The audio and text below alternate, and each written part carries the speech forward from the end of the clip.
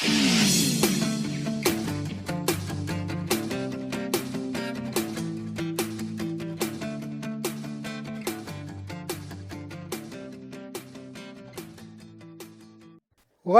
is an incredible archive of stories. If you do it right, or even if you do it wrong, just living long enough will supply you with a treasure trove of memorable adventures. The following memories take place over many decades, so settle in with a cold one and let me tell you a story.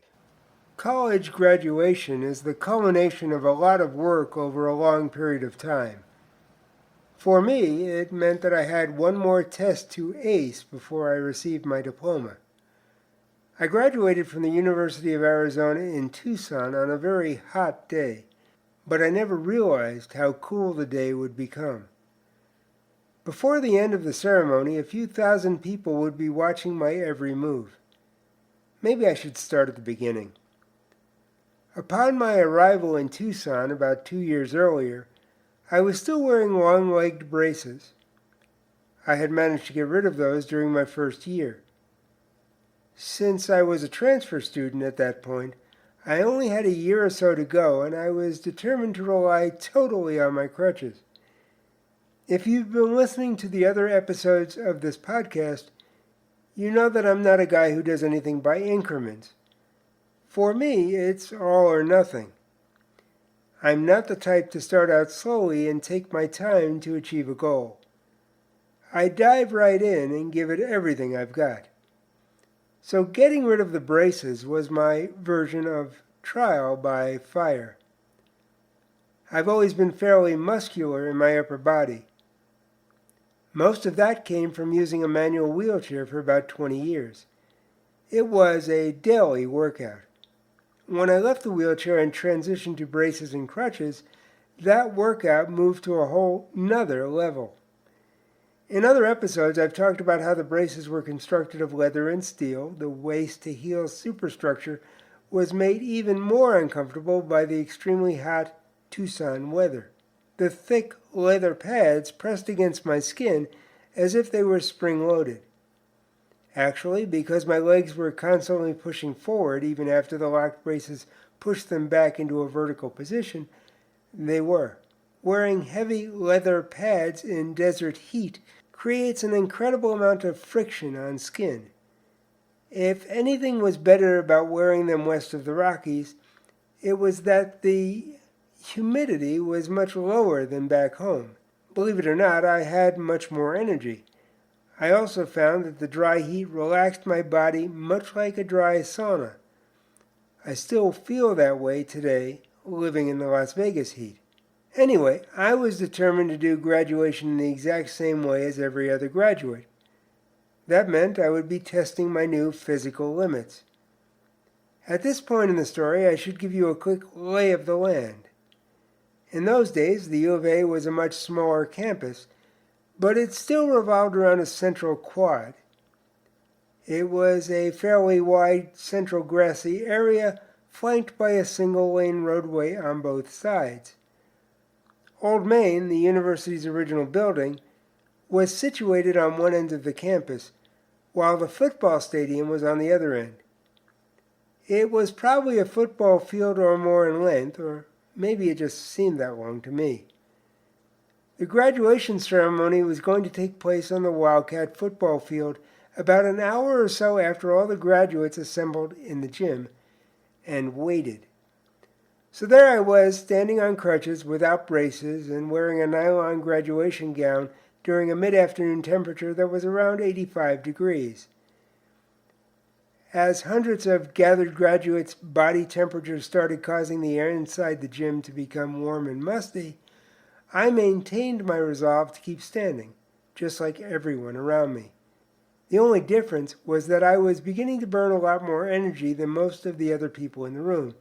You see, for me, it's much more difficult to stand in one place than it is to keep moving forward. I was having a hard time distributing my weight back and forth on my legs, but even though I was starting to feel muscle fatigue, I refused to sit down.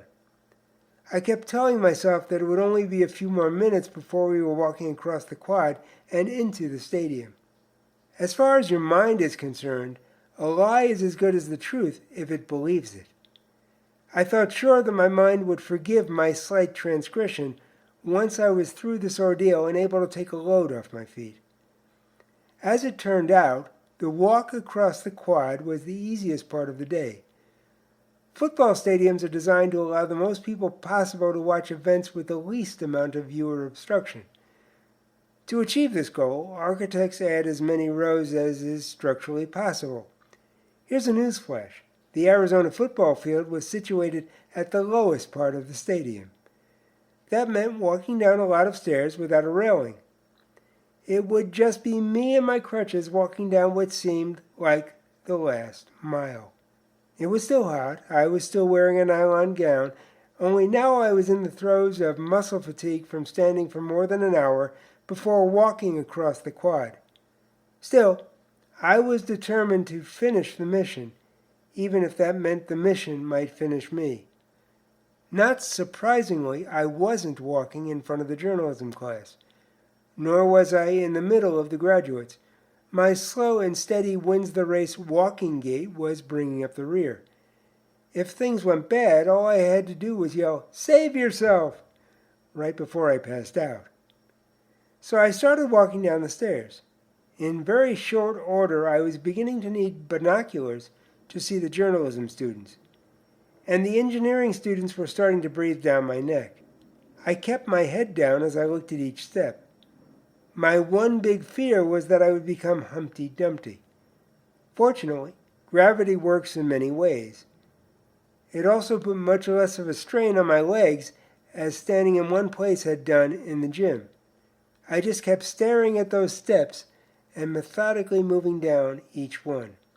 I was so engrossed in what I was doing, I never noticed that the journalism students had stopped moving forward.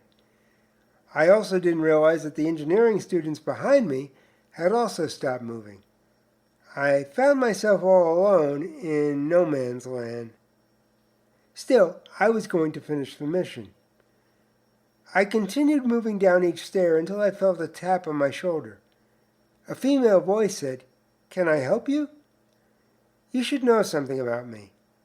I really hate those words because 99.9% of the time, I don't need help.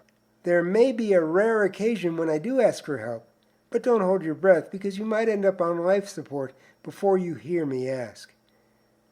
I was about to tell this do-gooder exactly that when I took my gaze off the steps and glanced to my right.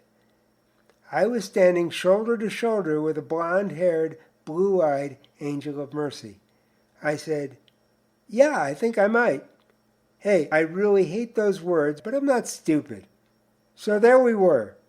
The whole graduation had come to a standstill, and the only movement from the top of the stadium to the graduation proceedings was this guy on crutches with a beautiful girl by his side. Someone told me that President Schaefer turned to people on the podium stage and asked, "Who is he?" I'm sure a lot of people in the audience were asking the same question. Long story short, I finally made it down to ground level. Sadly, my angel of mercy turned out to be married to another guy in the engineering class.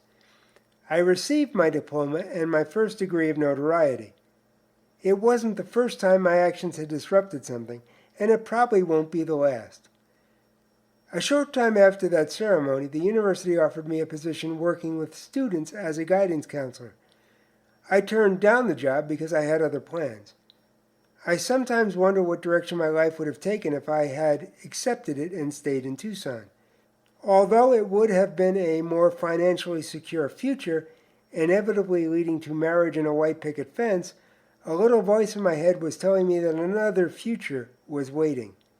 Unbeknownst to me, it would turn out to be one hell of a ride. From an early age, I had learned that barriers were meant to be broken.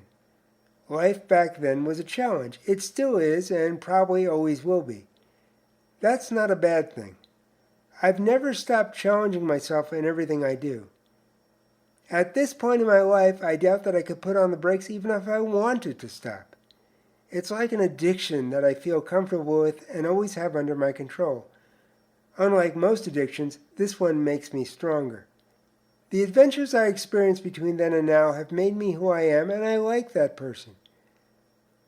The women I met along the way, who were there for long and short-term relationships, are still a part of me. The gambles I took were riskier than any Vegas casino would ever consider covering.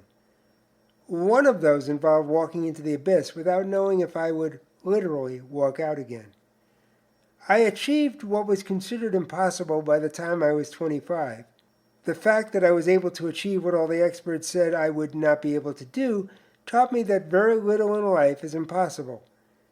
To be honest, I believe that anything is possible. For me, tomorrow will always be another opportunity to prove that belief. I'm not an optimist. I'm a realist. I know the day will come when something will happen that will force me to stop challenging myself. But that moment won't be of my choosing, and it will only happen once. Until we meet again, be good to yourself and everyone around you.